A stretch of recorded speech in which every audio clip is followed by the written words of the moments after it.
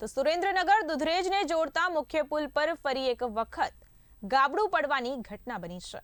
ત્યારે દરરોજ હજારોની સંખ્યામાં નાના વાહનો સાથે ભારે વાહનો પણ અહીંથી પસાર થાય છે। ત્યારે આ ત્રીજી વખત નર્મદા કેનાલ પરના પુલ પર ફરી એકવાર ગાબડું પડ્યું છે। ગાબડું પડતા નર્મદા વિભાગના અધિકારીઓ ઘટના સ્થળે દોડી આવ્યા હતા। દ્રશ્યોમાં પણ જોઈ શકાય છે કે ચાલુ વાહન વ્યવહાર વચ્ચે ગાબડાનું સમારકામ થતું નજરે પડ્યું હતું। સાથે સાથે ડાયવર્ઝનના કારણે વાહન વ્યવહારને પણ ભારે હાલાકી વેઠવાનો વારો આવ્યો હતો। ત્યારે ડાયવર્ઝનના કારણે વાહન ચાલકોને 1.5 કિલોમીટર દૂર જવું પડતું હોવાની ફરિયાદો ઉઠી છે।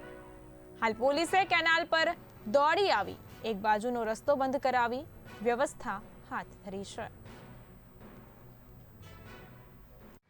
સુરેન્દ્રનગર દુધરેજને જોડતો આ મુખ્ય રસ્તો છે। આપ જોઈ રહ્યા છો કે જે વાહન ચાલકો જે આ રોડ ઉપરથી આ પુલ ઉપરથી જે પસાર થઈ રહ્યા છે કેટલી સંખ્યામાં પસાર થઈ રહ્યા છે। ત્યારે આ જે પસાર થઈ રહ્યા છે તે દરમિયાન પુલ પર ફરી એક વખત ગાબડું પડવાની આ દ્રશ્યો સામે આવી રહ્યા છે। મારા કેમેરામેનને વિનંતી કરીશ કે જે પુલ પર જે ગાબડું પડ્યું છે તે દેખાડે અને જે પુલ પર જે ગાબડું જે મસ્ત મોટું ગાબડું પડ્યું છે તેનું હાલ સમારકામ તંત્ર દ્વારા હાથ ધરવામાં આવ્યું છે। પરંતુ આ પુલ પર જે ચાલુ વાહન વ્યવહાર દરમિયાન જે પુલ પર જે ગાબડું પડ્યું છે તેના કારણે અનેક વાહન ચાલકોને પરેશાનીનો સામનો કરવો પડે છે।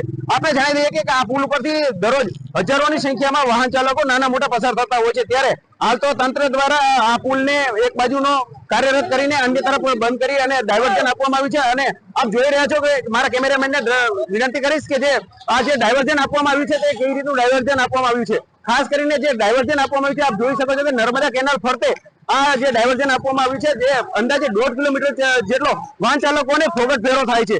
અહીંયા અત્યારે પણ આપણે જયારે ઉપસ્થિત છીએ ત્યારે જયારે ભારે વાહનો પસાર થાય છે ત્યારે પણ હજી આ પુલ વાઇબ્રેશન મારી રહ્યો છે। ત્યારે જો આ બધું કોઈ મોટી દુર્ઘટના સર્જાય તે પહેલા તંત્ર દ્વારા કોઈ સરાહનીય કામગીરી કરવામાં આવે તેવું વાહન ચાલકો ઈચ્છી રહ્યા છે। સતત અવારનવાર આ ત્રીજી વખત જે પુલ ઉપર જે ગાબડું પડ્યું છે તેના કારણે ચોક્કસ વાહન ચાલકોમાં નિરાશાનો માહોલ જોવા મળી રહ્યો છે। The India news, Awadhesh Trivedi, Surendranagar.